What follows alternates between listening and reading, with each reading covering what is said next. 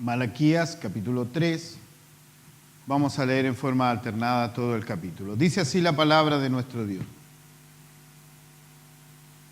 Vamos a ver, ahí sí, ya.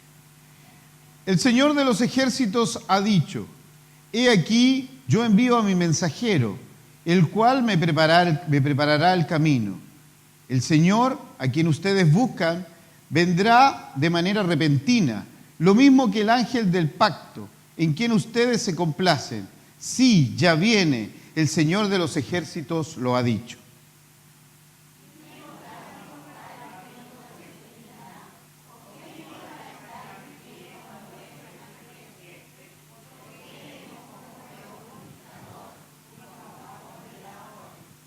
Se sentará para refinar y limpiar la plata, es decir, limpiará y refinará a los hijos de Leví como se refinan el oro y la plata, para que ellos se presenten al Señor las ofrendas justas.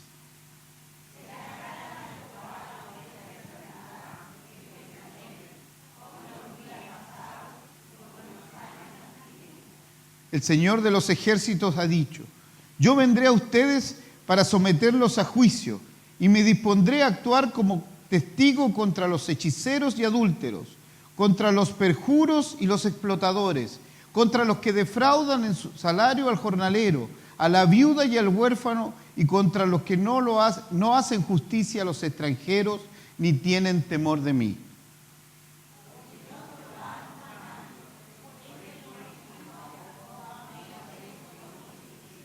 Desde los días de sus antepasados no se han sometido a mis leyes, sino que se han apartado de ellas.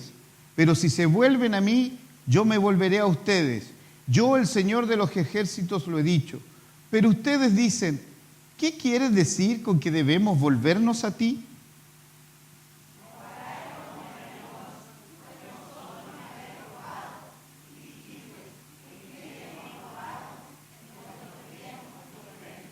Malditos sean todos ustedes, porque como nación me han robado.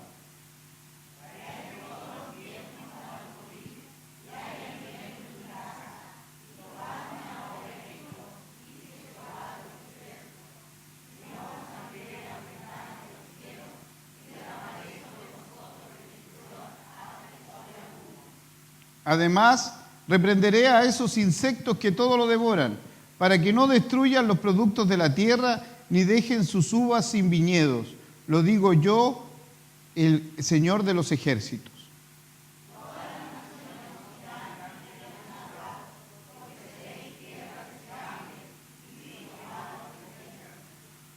El Señor ha dicho: las palabras de ustedes contra mí han sido violentas, pero ustedes dicen: ¿qué es lo que hemos dicho contra ti?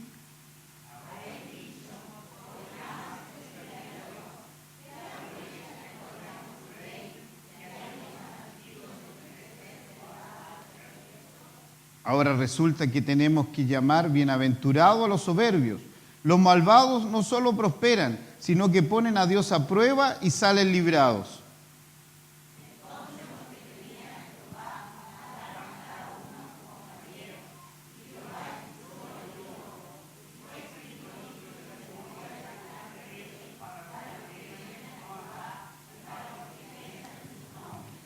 Dijo entonces el Señor: ellos serán para mí un tesoro muy especial. Cuando llegue el día en que yo actúe, los perdonaré como él perdona un padre al hijo que le sirve.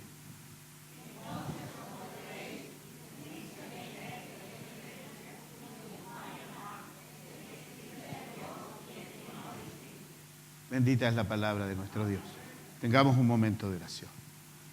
Bondadoso Padre Celestial, Señor Dios Todopoderoso, venimos ante ti, Señor, con humildad a escuchar de ti tu palabra.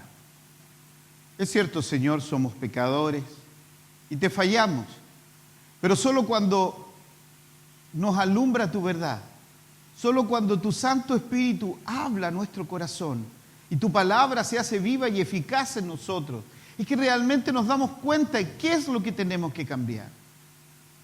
Tú tienes una palabra para nosotros. Tú tienes un mensaje hoy día para nosotros. Tú quieres, Señor, un pueblo santo, una iglesia que es una novia ataviada esperando a su Señor. Por eso, Señor, no descansarás hasta provocar en ella los cambios que deseas. Y eso es lo que te pedimos, Señor, que vengas a hablarnos con tu palabra, que ella se haga verdad en nosotros, y no tan solo sea en nosotros un conocimiento intelectual, sino que además sea ello que genere un motor en nuestro corazón, un cambio, una forma distinta de ver la vida, una forma distinta de vivir la vida. Eso es lo que queremos, Señor, que tú hables y transformes este corazón de piedra en uno de carne. Señor amado, ayúdanos en esta hora con tu verdad, dirígenos por tu amor y ayúdanos, Señor, a ser los hijos que realmente tú quieres que seamos. Háblanos, Señor, en esta hora y que tu Santo Espíritu sea el que trabaje en nuestras mentes y en nuestros corazones. Porque te lo pedimos en el nombre que es sobre todo nombre, en el nombre de nuestro Señor Jesucristo. Amén. Amados hermanos, ya estamos pasando al penúltimo capítulo del libro del profeta Malaquías. Este enviado de Dios, este profeta, su mensajero, que nos ha venido a mostrar en qué estamos fallando. Y nos ha venido a mostrar en qué le está fallando el pueblo de Israel a Dios, no para solo enrostrar su pecado, sino para generar un cambio en sus vidas. En el capítulo 2, el sacerdocio de Israel, los leví habían sido, o los sacerdotes de Israel, habían sido puestos en claro que su sacerdocio había sido infiel. Que su corazón se había apartado de la lealtad a la palabra de Dios. Que solo se había transformado en un hecho mecánico de venir al templo, de servir, pero su corazón estaba distante a la verdad y a la intención que Dios quería en sus vidas. Dios no quiere que vengamos por venir. Dios quiere que vengamos aquí porque Él está aquí y su presencia es la que trabaja en nuestros corazones. También vimos que los sacerdotes habían dejado a las mujeres de su juventud, habían sido infieles con ellas, las habían dejado y habían vuelto su corazón a mujeres más jóvenes y de otras naciones. No porque Dios tuviera un problema con un matrimonio mixto entre culturas distintas, sino el problema es que se estaban yendo con mujeres paganas que lo habían hecho abandonar la ley de Dios y la comunión con el Señor. Pero este capítulo 3, hermanos amados, comienza con una verdad que no se nos puede olvidar. Dios iba a venir. Dios estaba restaurando la relación del pueblo con Dios, preparando a su pueblo para la venida del Mesías. Dios estaba hablando a su pueblo. Él iba a enviar 2 mensajeros. En el capítulo 3 dice, comienza el versículo 1, el Señor de los ejércitos ha dicho, he aquí yo envío a mi mensajero, el cual me preparará el camino. Aquí habla de un primer mensajero y que está claramente diferenciado que esta profecía, según lo que nos dicen los evangelios de Mateo, de Marcos y de Lucas, tiene que ver con Juan el Bautista. Él iba a preparar el camino. Cuando un rey iba en dirección, en procesión o en camino hacia un pueblo, una ciudad, a visitar ciudades, siempre enviaba un mensajero delante de él. Y este mensajero debía preparar todo, debía que sacar todo obstáculo, debía preparar a la gente para recibir, debía preparar las reuniones, qué es lo que se iba a hablar, decir todo lo que iba a pasar. Ese mensajero fue Juan el Bautista y su mensaje fue: arrepentíos, porque el reino de los cielos se ha acercado. Pero después, en el versículo 2, tenemos un nuevo mensajero. El Señor, quien ustedes buscan, vendrá de manera repentina, lo mismo que el ángel del pacto, a quienes ustedes se complacen, sí ya viene. El Señor de los ejércitos lo ha dicho. Aquí está claramente señalado la venida de Jesucristo. El Mesías iba a venir, estaba delante de él el Señor, el ángel del pacto. Este segundo mensajero es el Señor mismo, Jesús viniendo a su templo como cumplimiento del antiguo pacto. ¿Para qué? Para instituir un nuevo pacto. Este segundo mensajero también vendrá con algunas características. Y quiero que sigan la lectura que voy a dar de los versículos 2 al 5. Pero ¿quién podrá resistir cuando Él se presente? ¿Quién podrá mantenerse en pie cuando Él se manifieste? Él es como fuego purificador, como el jabón de lavanderos. Se sentará para refinar y limpiar la plata, es decir, limpiará y refinará a los hijos de Leví como se refinan el oro y la plata, para que ellos se presenten en el Señor las ofrendas justas. Entonces las ofrendas de Judá y de Jerusalén volverán a ser gratas al Señor, como lo fueron en el pasado de los años antiguos. El Señor de los ejércitos ha dicho: yo vendré a ustedes para someterlos a juicio, y me dispondré a actuar como testigo contra los hechiceros y adúlteros, contra los perjuros y los explotadores, contra los que defraudan en su salario al jornalero, a la viuda y el huérfano, y en contra de los que no hacen justicia a los extranjeros, ni tienen temor de mí. Nuestro Señor Jesucristo iba a venir. Su primera función era purificar al pueblo. Y usa una imagen maravillosa: refinador de plata. Fíjense que la plata se refina en el fuego, en hornos o en olla. Y cuando se coloca ahí, toda la escoria, todo lo que no funciona, todo lo que le quita el brillo, todo lo que le quita el valor a la plata, queda depositado alrededor. Y este refinador empieza a pulir y sale todo eso que mancha. Hermano querido, nuestro Señor Jesucristo vino a limpiar a su pueblo. Vino a lavarlo, vino a refinarlo. Y esa obra no la va a hacer nadie más que nuestro Señor. Él no dispuso que los ángeles lo hicieran. Él no dispuso que querubines vinieran. Él mismo se va a encargar personalmente de limpiar a su pueblo, de salvarle, de purificarle. Y se sentará para afinar y limpiar. La plata, la hermosura de esta ilustración es que el refinador mira el horno abierto o la olla y sabe que el proceso de purificación está completa y que toda la escoria se ha quemado cuando se puede que su imagen claramente quede reflejada en el metal moldeado. Qué interesante, ¿cómo sabe este refinador o este que está purificando que la plata está lista? Cuando la toma y su imagen se puede ver ahí. Hermano amado, Dios lo ha limpiado a usted, Dios lo ha regenerado a usted. ¿Sabe para qué? Para que el mundo pueda ver que Cristo vive en su corazón. Eso es. Esa es la imagen de Dios, está en su vida. La gente tiene que verlo a usted y usted debe reflejar a Jesucristo el Señor en su vida. Charles Spurgeon señala: quienes estén buscando al Señor en este tiempo, quiero que entiendan lo que significa. Están buscando un fuego que te probará y que te consumirá mucho de aquello que es querido para ti. No debemos esperar que Cristo venga y que nos salve en nuestros pecados. Él vendrá y nos salvará de nuestros pecados. No en nuestros pecados, nos salvará de nuestros pecados.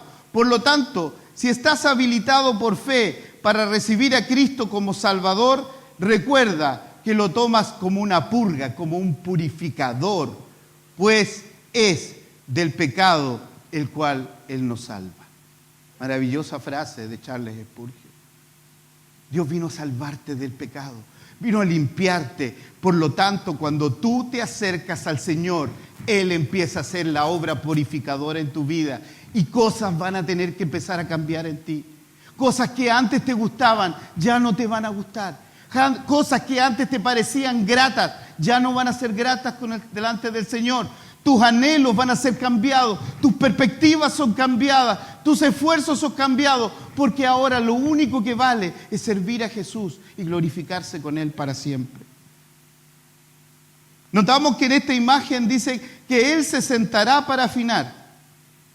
Esto es un consuelo maravilloso. Él no entrega este trabajo en manos de nadie más que las suyas propias. Él podría dejar que sus ángeles se encarguen de nosotros, cuando estamos en peligro, pero mantiene nuestra purificación debajo de su especial superintendencia. Él ha dejado esto en manos de su Santo Espíritu, que ha puesto en su corazón, para que obre en su vida y lo santifique cada día más. Al mismo tiempo, Él se sentará para afinar. Esta es una postura de estar sentado del afinador, podría verse indiferente, pero no lo es. Él está trabajando cuidadosamente la plata, quemando y raspando la escoria que las llamas traen hacia la parte superior. Creo que veo en la postura del refinador de estar sentado como una posición asentada, como si él dijera: este es un trabajo serio y me ocuparé en ello, pues necesitará de cuidado y una vigilancia constante. Él se sentó para analizar tu vida, para analizar tu corazón y para cambiar todo lo que tenga que cambiar en tu vida. Si justamente ahora estás en el fuego, hermano y hermana, ten ánimo. Al menos muestra que eres plata y que eres capaz de realizar el servicio más aceptable en el santo templo de Dios. Hermano, si usted hoy día está pasando por el fuego, si usted está pasando por la prueba, si usted está pasando por la necesidad, no se preocupe, es Dios el que lo tiene en sus manos. Es Dios es el que pule, es Dios es el que toma, es Dios es el que saca lo que tiene que sacar para reflejar a Él en su corazón. ¿Por qué limpiará a los hijos de Leví? Los 2 primeros capítulos de Malaquías, el Señor habló en contra de su corrupción. El Mesías limpiará a los hijos de Leví. ¿Alguna vez has reflexionado sobre esto?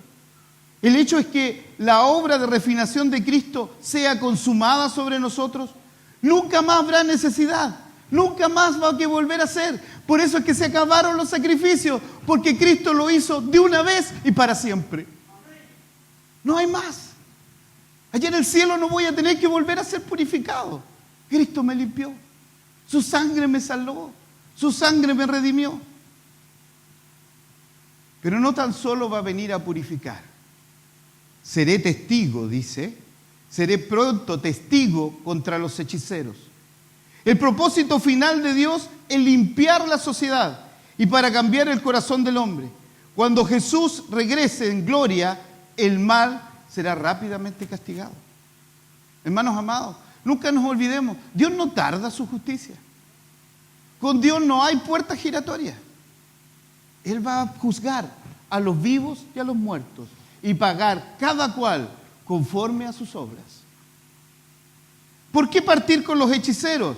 Este es un pecado que está trabajando Malaquías, porque en el destierro en Babilonia, el pueblo de Israel, los judíos, se familiarizaron con la hechicería y con otras artes mágicas durante su cautiverio. Por lo tanto, era un pecado común en el pueblo. Hoy en día a lo mejor no es tan común, pero es interesante cómo todas estas líneas de hechicería, de tarot y todo, ¿se han visto que están alrededor los carteles de los colegios más pitucos de esta ciudad? Si usted va al lado del Instituto San Martín, o sea, yo soy el único que ve, parece, estas cosas. Pero por ahí, por Yungay, usted va a encontrar un letrerito grande colgado en un poste que dice, señora no sé cuánto, no me acordé el nombre, eso sí, artes mágicas, lectura del tarot y no sé qué otras cosas más. Por el lado de la Avenida España igual. En Vitacura se hizo un estudio en la sociedad de la universidad, me parece que es de la Universidad de Chile, puedo estar equivocado ahí, pero en las comunas más pudientes de Santiago es donde más han florecido todos los lugares de esoterismo. Vitacura, Las Condes, Lo Barnechea, es donde más lugares de esoterismo, reflexología y todos estos temas hay. Porque la gente necesita escuchar una verdad. Anda en búsqueda de una satisfacción personal, pero no entienden que la única verdad se encuentra en Cristo el Señor. Y usted y yo tenemos responsabilidad sobre eso. De los versículos 6 al 7, Dios nos invita a regresar a su presencia. Dios no nos invita, nos ordena a regresar a a su presencia. Versículo 6 dice, hijos de Jacob, yo soy el Señor y no cambio. Por eso ustedes no han sido consumidos. Desde los días de sus antepasados no se han sometido a mis leyes, sino que se han apartado de ellas. Pero si se vuelven a mí, yo me volveré a ustedes. Yo, el Señor de los ejércitos, lo he dicho, porque ustedes dicen, ¿qué quieres decir con que debemos volvernos a ti? Fíjense, Malaquías sigue con su trabajo de preguntas que se hace el pueblo con su ironía extraordinaria. Pero ¿qué dice aquí? Debemos regresar.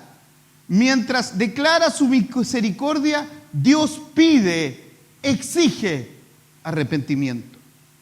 Porque yo, dice, el Señor Dios, yo no cambio.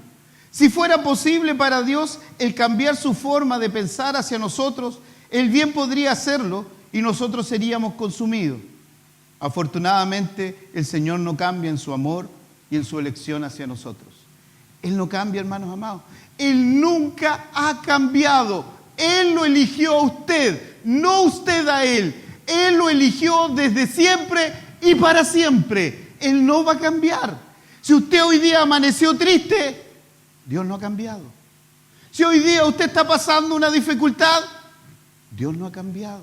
Si hoy día hay enfermedad alrededor suyo, Dios no ha cambiado. Dios lo escogió a usted, Dios lo va a guardar, Dios lo va a cuidar hasta que lo lleve a su presencia. Ese es el objetivo que por lo que Él lo ha escogido. Desde los días de vuestros padres, el amor inmutable de Dios por Israel les debió hacer más obedientes y sumisos hacia Él, pero ellos presumían de su fidelidad y su paciencia. Por eso Dios le tiene que decir, olvídense que ustedes han sido fieles conmigo. Soy yo el fiel, soy yo el que no cambio. Ustedes, desde sus padres, me han desobedecido. Volveos a mí y yo os volveré a vosotros. En un sentido más básico, el arrepentirse es darle la espalda al pecado y el volverse a Dios. El arrepentimiento describe el acto mismo de volver a Dios. Hermano amado, arrepentirse no significa sufrir por lo que hemos hecho. Significa volver, correr, acercarse con velocidad hacia Dios. La única forma de que usted se arrepiente y logre un cambio no es solamente que sufra por su pecado, es que se acerque a Dios. Es que se acerque a su bondad, que se acerque a su misericordia y pida a Él que cambie su vida. Pero ellos se preguntaban, ¿en qué hemos de volverlo? Israel no sabía cómo volver a Dios, ya sea porque ellos quisieron y eligieron no hacerlo, o simplemente por ignorancia. El pueblo de Israel ni siquiera se había dado cuenta que se había alejado de Dios, pero transgredir su ley, pecar, significa alejarnos de Dios. Hermano querido, el único camino para acercarnos a Dios es Jesucristo el Señor. No se aparte de Él, porque Él es fiel. Los versículos 8 al 12 nos habla cuál era la necesidad que tenía Israel para arrepentirse. El versículo 8 debe ser uno de los más difíciles, más mal usados y más mal comprendidos del profeta Malaquías. Versículo 8 dice, ¿habrá quien pueda robarle a Dios? Pues ustedes me han robado. Y sin embargo dicen, ¿qué quieres decir con que te hemos robado? Pues me han robado en sus diezmos y ofrendas. Malditos sean ustedes, porque como nación me han robado. Hermanos amados, quizás este es lo único que sabemos de Malaquías. Que Malaquías habla de los diezmos.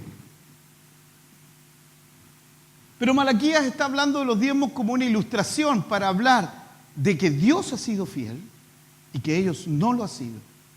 Le hablan un elemento concreto, y el elemento concreto es que habían dejado de diezmar. ¿Robará el hombre a Dios? Parecería loco pensar que un hombre le pudiera robar a Dios. El Señor pone en claro que ellos robaron a Dios al retener sus diezmos y ofrendas. Es una expresión de asombro. ¿Robará el hombre a Dios? El profeta está asombrado de cómo el pueblo de Dios ha creído que puede pasar por sobre la autoridad de Dios. Es una frase de asombro porque es una cosa muy retadora de hacer. Creer que uno puede jugar con Dios es una de las necedades más grandes que puede cometer el creyente. Asombro porque es vergonzoso, es vergonzosamente desagradecido. Es asombroso porque es insensato, es autodestructivo. Es asombroso porque ciertamente será castigado. Dios lo llama robo porque ellos tenían una posesión ilícita de lo que pertenecía a Dios. Por eso es robo. Si yo me quedo con lo mío, ¿es robo? No, ¿cierto? Para que sea robo, yo me tengo que quedar con algo que es de otra persona. Por eso Dios lo trata como robo, porque lo que estamos haciendo es quedarnos con algo que le pertenece a Dios. No es solamente debido a que los diezmos y las ofrendas le pertenecen a Dios. Dios, de hecho, todo lo que tenemos, todo lo que existe, le pertenece a Dios. Ese fue el salmo que abrió este culto, el Salmo 24. De Jehová es tierra y su plenitud, el mundo y los que en él habitan. Es todo de Dios. Pero Dios no ordena normalmente que dejemos todo lo que le pertenece a Él. Él nos permite que nos quedemos con algo como mayordomos por parte de Él. Pero los diezmos y ofrendas son diferentes. No son de nosotros.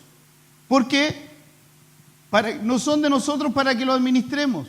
Esto es lo que el Señor le pertenece y llama mi casa la casa del Señor. Si tú das el diezmo, esto es el 10% de tus ingresos y bienes para Dios, no significa que con el resto, el 90%, es tuyo para que hagas lo que tú quieras.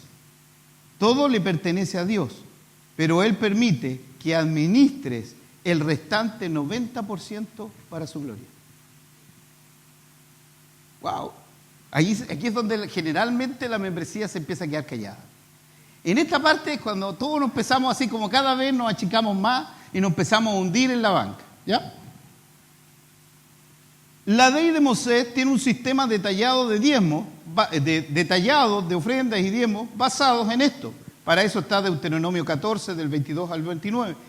Sin embargo, el diezmo procede a la ley. Y aquí está el error de los que dicen que no hay que diezmar. Porque dice, si Dios ya cumplió la ley no hay que cumplirla y el diezmo es de la ley. Pero se les olvida que el que hizo este pacto con el Señor fue Abraham, anterior a la ley. Y ni siquiera con los sacerdotes Leví. ¿Se acuerdan que leímos Hebreos? Fue con Melquisedec. No era levita. Hermano querido, esto es anterior. Aún más nuestro Señor Jesucristo, si bien no ordena explícitamente el diezmo, lo permite, lo aprueba. Cuando le dice a los fariseos, vosotros que diezmáis la menta y el comino y todo, no deberías dejar de hacer eso sin olvidar de hacer aquello. Sigue diciendo, lo hace. Hermano amado, es el método que Dios tiene para financiar su iglesia. Pero aquí viene lo interesante. Muchas personas, me voy a saltar. Malditos sois con maldición, porque vosotros me habéis robado. Debido a que el pueblo de Dios no daba como Él ordenaba, Dios no les bendecía material ni espiritualmente de la manera que Él lo hubiera hecho. Sus tacaños corazones estaban lejos de Dios, porque Dios es el máximo dador. ¿Sí? ¿Sabe usted eso, no? Dios es el máximo dador. Juan 3:16 dice, porque de tal manera amó Dios al mundo que dio a su Hijo unigénito. Él es el máximo dador. ¿Usted cree que Dios necesita algo de nosotros? ¿Necesita algún recurso si Él es dueño del oro y dueño de la plata? Muchas personas con problemas financieros fracasan en hacer lo más importante primero, obedecer y honrar a Dios con sus recursos. Cuando ponemos a Dios y a sus recursos primero, Él promete satisfacer nuestras necesidades. Mateo 6:36. Busca primero el reino de Dios y su justicia. Todas las demás cosas os serán añadidas. Pero sigue diciendo Malaquías, traed todos los diezmos al alfolí. Aquí se pone más entretenido todavía. La palabra hebrea es otzar, que significa granero, que significa una bodega. Pero es sumamente interesante, porque la Reina Valera contemporánea lo traduce de la siguiente manera: entreguen completos los diezmos a mi tesorería. Esa es la versión más, en la traducción más, es tesorería.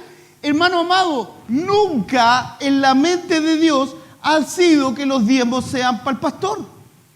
Nunca lo pensó así Dios. Nunca. Es cierto, era para el trabajo de los levitas y tenían que para ellos usar y ministrar, pero no era para su uso personal, ni para que ellos administraran como quisieran. Esta era la respuesta de sus problemas: el hacer en realidad lo que Dios les había ordenado que hicieran, el traer todos los diezmos a Dios. Este es un punto maravilloso. ¿Por qué dice todos los diezmos? Porque habla de los diezmos de usted, de usted, de usted, de usted. ¿O es por lo menos que existen 3 o 4 diezmos distintos? No, le voy a encontrar que hay una definición maravillosa que encontré en un exégesis por ahí, que habla de muchas formas de diezmos, según la aparición en los distintos, desde Génesis, el primero. El diezmo que hace Abraham es del botín que lo obtuvo en su guerra. Botín, de todo lo que obtuvo, entregó sus diezmos. Hay otros que dicen, no, como era un granero, los únicos que diezmaban eran los campesinos, los que eran agricultores. Por lo tanto, no había plata, no tengo por qué diezmar plata si yo no soy campesino. ¿Qué traducción, qué interpretación más antojadiza de la palabra de Dios? Dice, traer todos los diezmos al alfolí. Traer todos los diezmos a la tesorería. Ellos simplemente no traían todos los diezmos delante de Él. No se deben quedar cortos en dar todo lo que Dios pide. Bajo el nuevo pacto, estamos bajo un mandamiento similar al de dar los diezmos. Dice, en ninguna parte del Nuevo Testamento específicamente se ordena dar el diezmo, pero ciertamente se habla positivamente de ellos, si es hecho de corazón correcto. Eso lo dice Lucas 11:42. También es importante entender que el diezmo no es un principio que depende de la ley de Moisés. Ya lo vimos en Hebreos 7, del 5 al 9. Explica que el diezmo era anterior y honrado por Dios antes de la ley de Moisés. Lo que en el Nuevo Testamento se menciona con gran claridad es el principio de dar.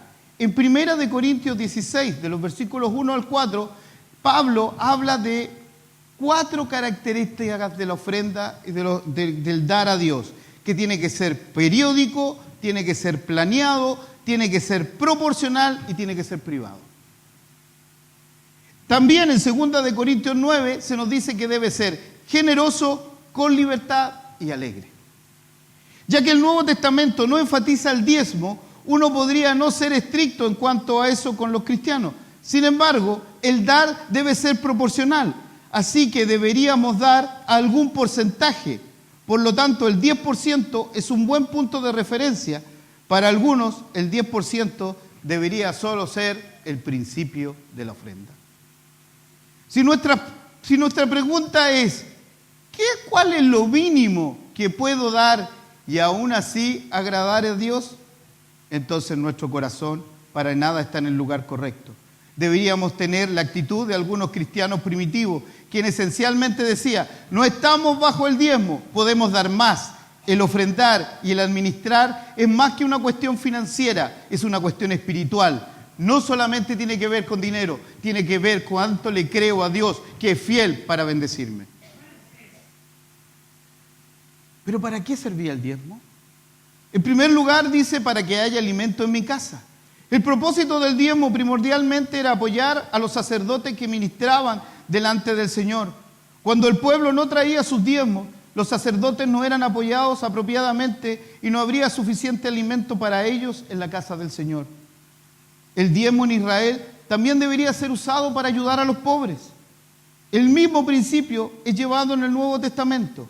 para pagar a un ministro a tiempo completo, pero nunca para pagarse con todo ello. Hay algunos que dicen que no, el ministerio a tiempo completo no puede ser del Señor. No, sí es cierto. El que trabaja en el Evangelio, del Evangelio coma. Así dice, claramente. Pero eso no significa, no usted dirá que ahora que el pastor lo está viniendo acá, está diciendo esto. No, claridad de mucho tiempo, hermano querido. Pero eso no significa que yo me quede con todo, porque eso no es del Señor. Eso no es la verdad. Porque donde no debe faltar es en la casa del Señor, no en la casa del pastor. No es para que yo me haga rico, no es eso. Es para que yo bendiga al Señor y bendiga a aquellos que lo necesitan. Y probadme ahora en esto, dice. Es difícil encontrar un pasaje comparable en la Escritura donde el Señor ordena a su pueblo que le pruebe. Aquí en cuanto al dar y la bendición de ello. Él lo dice a su pueblo, probadme ahora en esto. El contexto de la palabra de Dios sobre los diezmos es la enseñanza de que Dios es fiel. El asunto de los diezmos es solo una ilustración de esta enseñanza. Lo dice un comentarista de apellido Boisé. Solo es una ilustración. Lo que está hablando Malaquías es que Dios es fiel. Por eso es que Pablo dice, el que siembra escasamente segará. Pero el que siembra abundantemente segará. Si no, os abriré la ventana de los cielos. Esta es la respuesta que Dios promete cuando su pueblo da como Él dice que lo va a dar. Bendecirá, tanto con provisión y con protección.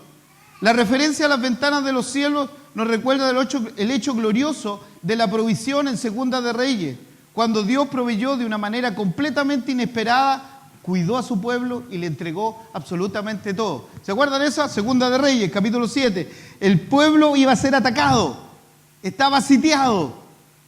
Vino en la noche y Dios hizo sonar caballos, hizo sonar ejércitos y los enemigos de Dios salieron arrancando y dejaron todas las tiendas con todo. Lo que tuvieron puesto y arrancaron. Y habían unos leprosos que siempre estaban fuera porque no podían estar en el campamento, estaban fuera. Y dijeron, vamos nomás donde estos enemigos, total, o nos morimos aquí o nos matan ellos. No hay ninguna diferencia. Y partieron. No había nada. Y estuvieron comiendo hasta que les salió por la oreja, se alimentaron y de ahí se dieron cuenta y dijeron, no podemos ser tan egoístas. Tenemos que ir a avisar. Y fueron a avisarle al rey de que todos los enemigos se habían ido, estaba todo ahí para que ellos. ¿Se dan cuenta, mis hermanos? A lo mejor eso puede ser una ilustración no para nuestra vida, pero ¿cuántos de aquí sabemos que Dios sostiene a su pueblo? ¿Cuántos de aquí sabemos que de manera increíble Dios nos sostiene? Dios satisface nuestras necesidades. ¿Qué bien hace servir a Dios? Fíjense en los versículos finales, del 13 al 15. El Señor ha dicho, las palabras de ustedes contra mí han sido violentas, pero ustedes dicen, ¿qué es lo que hemos dicho contra ti? Pues han dicho, servir a Dios no sirve para nada. ¿Qué ganamos con cumplir su ley y que andemos afligidos en la presencia del Señor de los ejércitos? Ahora resulta que tenemos que llamar bienaventurados a los soberbios. Los malvados no solo prosperan, sino que ponen a Dios a prueba y salen bien librados. Estas son cosas que no se dicen, pero más de alguna vez nosotros las hemos pensado. Cuando miramos para el lado y vemos un jefe de uno que ni quiere saber de Dios, entonces se burla de los creyentes y prospera. Cuando vemos un vecino, un familiar, que lo único que hace es ir en contra de la palabra de Dios y prospera. Y nosotros, esa parte no le gustó a la pequeñita, ya mi amor, ya. Y nosotros ¿qué hacemos? Y nosotros pasamos pellejería, y nosotros nos va mal, y nosotros sentimos angustia, y nosotros tenemos pena, y decimos, ¿de qué sirve servirte si el resto que no te sirve prospera y yo no? Hermanos amados, vuestras palabras contra mí han sido violentas. Israel habló en contra del Señor de una manera áspera y pecaminosa, y aparentemente no se dieron cuenta que hablaron así. Por lo demás es servir a Dios. Estas palabras ásperas del pueblo de Dios en contra de su Señor. Ellos miraban la prosperidad de los soberbios y aquellos que hacían impiedad y pensaba que era de más servir a Dios, mientras que aquellos que no le servían parecían irles bien. Pero ¿es así, hermanos amados? ¿Prosperará el injusto? En el corto plazo puede que sí. Pero nosotros sabemos que los que no conocen al Señor no van a gozar la eternidad con Él. Hermano querido, su living lo más probable es que sea más bonito del vecino, porque siempre el pasto del vecino es más verde. Siempre miramos las cosas del vecino que son mejores. Puede que tenga una tele 3 veces más grande que la suya. Porque ahora las teles son grandes. Puede que tenga una vajilla más linda que la suya, pero no se compara con las calles de oro que van a ver en el cielo. No se compara con el mar de cristal que va a haber en el cielo. Y yo lo voy a vivir, y yo lo voy a padecer, y yo voy a estar ahí, y yo voy a gozar con Él. Mi casa va a tener materiales y piedras preciosas que nadie en este mundo ha conocido. Entonces, el consuelo es saber que Dios recuerda. El versículo 16 dice: entonces los que temen al Señor hablaron uno con el otro, y el Señor los escuchó atentamente. Luego, en su presencia se escribió un libro de actas para que los que temen y piensen en su nombre. Dijo entonces el Señor: ellos serán para mí un tesoro muy especial. Cuando llegue el día en que yo actúe, los perdonaré, como perdona el Padre al Hijo que le sirve. Entonces ustedes se volverán a mí y sabrán distinguir entre los justos y los malvados, entre los que sirven a Dios y los que no le sirven. El consuelo, hermano amado, es que Dios sabe y tiene completo conocimiento de lo que hemos hecho. Entonces, los que temen al Señor hablaron cada uno a su compañero. Desanimados por el sentido de que no valía la pena servir a Dios, el pueblo de Dios se reunió, hablaron cada uno con su compañero y se animaron el uno al otro al Señor. Hermano amado, cuando yo vea que mi hermano está triste, cuando yo vea que mi hermano está angustiado, cuando yo vea que mi hermano tiene necesidad, acérquese y anímele. No es el momento para increparle su pecado, es el momento para animarle y llevarlo nuevamente a la presencia del Señor. Por eso es que no siempre, Dios tiene esa providencia maravillosa. No siempre todos estamos mal, ¿cierto? No todos estamos pasando por dificultades. Bueno, usted que tiene la dicha en este momento de estar feliz, de sentirse querido por el Señor, abrace al hermano que tiene al lado. Abrace a ese hermano que está en dificultad. Anímelo, búsquelo, llévelo a la presencia del Señor. Cuando el pueblo se habla el uno al otro de esta manera, el Señor escucha desde el cielo. Él ama ver el verdadero compañerismo y amor entre su pueblo. Por eso dice que donde están los hermanos juntos y en armonía, Dios envía bendición y vida eterna. Fue escrito un libro en memoria de Él, para los que temen a Jehová y para los que piensan en su nombre.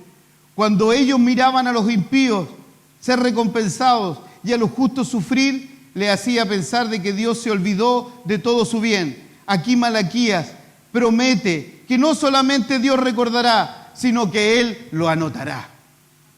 No es porque Dios tenga mala memoria como yo, que si no anoto pierdo todo. Es porque Dios deja constancia. Él escribe un acta.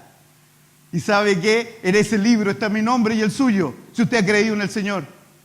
En ese libro está todo lo que yo he hecho. Y todas las cosas malas que yo he hecho han sido borradas por la sangre de Jesucristo el Señor. Serán para mí un especial tesoro. En medio del sufrimiento, asaltados por la duda y el desaliento, el pueblo de Dios no solo se sentía como un tesoro de Dios, pero sus sentimientos no cambiarán el hecho de que para Dios somos un especial tesoro. Hermano querido, aunque usted esté en angustia, aunque usted en dificultad, no se olvide nunca, usted es un especial tesoro para Dios. Dios lo compró, Dios lo miró a usted y lo miró con amor. Por eso es que Isaías dice que verá el fruto de la aflicción de su alma. ¿Sabe cuál es el fruto de la aflicción de su alma? Vernos con Dios justificados. Era un tiempo de decadencia espiritual para Israel. Los sacerdotes y el pueblo avanzaban hacia la corrupción y la mediocridad. Al mismo tiempo, Dios siempre tiene un tesoro. Aún así, todos los que están en tu alrededor se alejan del Señor. Tú aún puedes ser uno de sus tesoros. Y lo más maravilloso es que Malaquías termina diciendo este capítulo que va a llegar un momento en que vamos a entender y van a ser separados los justos de los injustos. Y vamos a ver cómo el camino de los malos perece y cómo la de la senda de los justos prospera en el camino del Señor. Que el Señor les bendiga.